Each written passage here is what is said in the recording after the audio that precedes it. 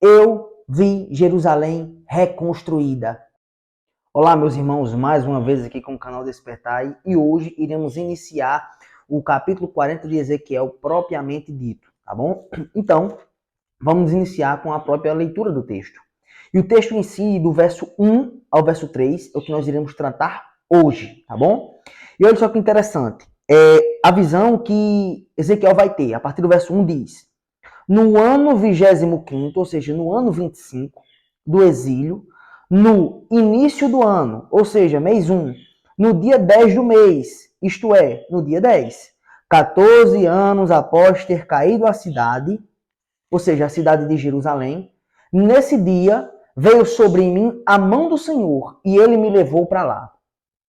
Em visões, Deus me levou à terra de Israel e me pôs sobre um um monte muito alto. Sobre este havia como um edifício de cidade para o lado do sul. Ele me levou para lá e eis um homem cuja aparência era como a de bronze. Estava de pé na porta e tinha na mão um cordel de linho e uma cana de medir. Até aqui, irmãos. Nós vamos tratar do verso 1 ao verso 3 separadamente. Então vamos lá. Perceba bem que as datas que Ezequiel vai trazer aqui não são por acaso. Porque o livro de Ezequiel é um livro que traz muitas metáforas, muitas visões e muitas alegorias com base em números. Então olha que interessante. A gente vai ver que nós temos aqui a somatória do número 25 do tempo do exílio. Nós temos também o início do ano, que é 1. Nós temos também o 10º dia do mês, que é o número 10. E nós temos também o número 14, que são 14 anos após a destruição da cidade. Então, a somatória desses números vai dar 50. E olha só que coisa interessante. O número 50 é o número do cumprimento do jubileu profético que foi descrito desde a lei de Moisés. E você vai perceber que foi esse jubileu, esse ano aceitável, esse ano de redenção, de libertação que Cristo veio apregoar, segundo Isaías. Então perceba que é esse tempo que Deus está mostrando a Ezequiel, um tempo de jubileu, um tempo de libertação total. Romanos 8 diz que a criação geme esperando essa libertação, esperando a manifestação dos filhos de Deus. Porque quando nós nos manifestarmos, ou seja, quando nossa carne for redimida totalmente pela volta de Cristo, assim também a criação será liberta da escravidão do pecado. Então, olha outra coisa interessante. O texto vai dizer que era o início do ano, ou seja, o mês 1, mas também era o 10º dia do mês. Se vocês forem parar para analisar, o dia 10 do mês era o dia em que o homem da casa, ele preparava e guardava o seu cordeiro, para que no dia 14, 4 dias depois, esse cordeiro fosse sacrificado. Isso aqui é interessante, porque a visão que Deus está mostrando a Ezequiel, ela já estava preparada desde o dia 10, isto é, desde antes da fundação do mundo. Porque nós sabemos que a criação, ela manifesta os milênios de conhecimento de Deus, de amadurecimento dos homens, mas também do envio do Filho de Deus. Nós vamos também perceber isso pelo rio de 4.000 côvados que sai do templo até se tornar um grande rio que não se pode passar a não ser por nado. Então perceba que todo o contexto de Ezequiel, ele trata sobre um conhecimento, sobre um manifestar que já estava preparado para os homens. Então, esse dia aqui, ele é muito tremendo, porque é o dia em que Deus está manifestando as coisas que estavam preparadas antes da fundação do mundo. E também é o ano, ou o dia em que o jubileu profético que Cristo veio apregoar, ele se cumpre. E olha só que interessante, a mão do Senhor me levou para lá. Essa expressão, a mão do Senhor, ela é a mesma expressão utilizada no início do livro de Ezequiel, tratando do arrebatar do Espírito Santo. Quando o Espírito Santo leva um homem para algum lugar em forma de visão.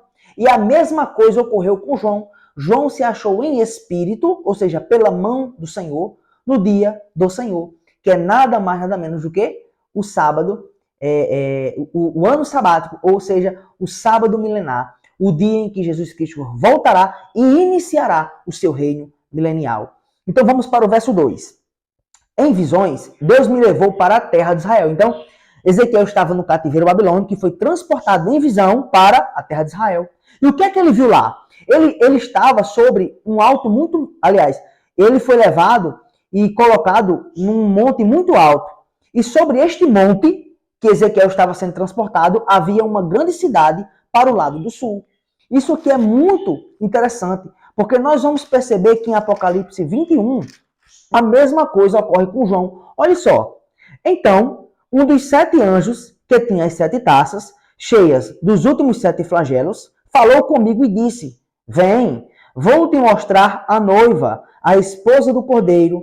E me transportou em espírito, em outras palavras, a mão do Senhor levou ele até uma grande e elevada montanha e me mostrou a santa cidade, Jerusalém, que descia do céu da parte de Deus, a qual tem a glória de Deus, a mesma glória que adentrou no templo, no capítulo 43 de Ezequiel, no qual Deus disse: aqui é a minha habitação. E diz: o seu fulgor era semelhante a uma pedra preciosíssima, como uma pedra de jaspe cristalina. Voltando para o texto de Ezequiel 40, verso 2, diz que ele foi transportado e ele viu um monte muito alto. E sobre esse monte, uma cidade, um edifício de cidade, para o lado do sul. Por que é dito o lado do sul? Porque Judá, ele está ao sul em Israel. E em Judá está o território de Jerusalém, da qual a nova Jerusalém, que vai ser demonstrada aqui a Ezequiel, vai descer, a mesma que João viu, e lá será a habitação de Deus com os homens. Então vamos passar para o próximo versículo. E o próximo versículo diz: ele me levou para lá, e eis um homem cuja aparência era como a de bronze, e estava de pé na porta, e tinha na mão um cordel de linho e uma cana de medir. Olha só que interessante. Ele vai ver um homem de bronze, ele vai ver também na mão desse homem um cordel de linho e uma cana de medir. Esses dois instrumentos vão ser usados para medir as coisas, as edificações, tudo que há dentro desse templo. E também as coisas que vão passar do templo.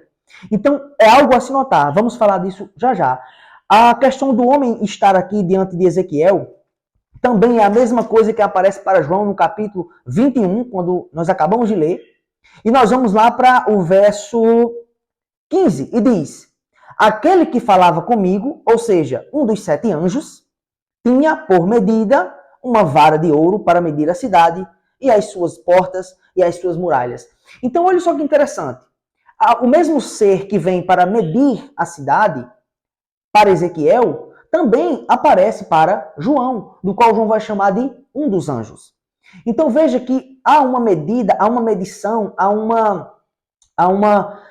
um vislumbre de toda a estrutura, de todo o tamanho, de todas as suas disposições, tanto em Ezequiel, por meio do homem de bronze, quanto em João, por meio do anjo.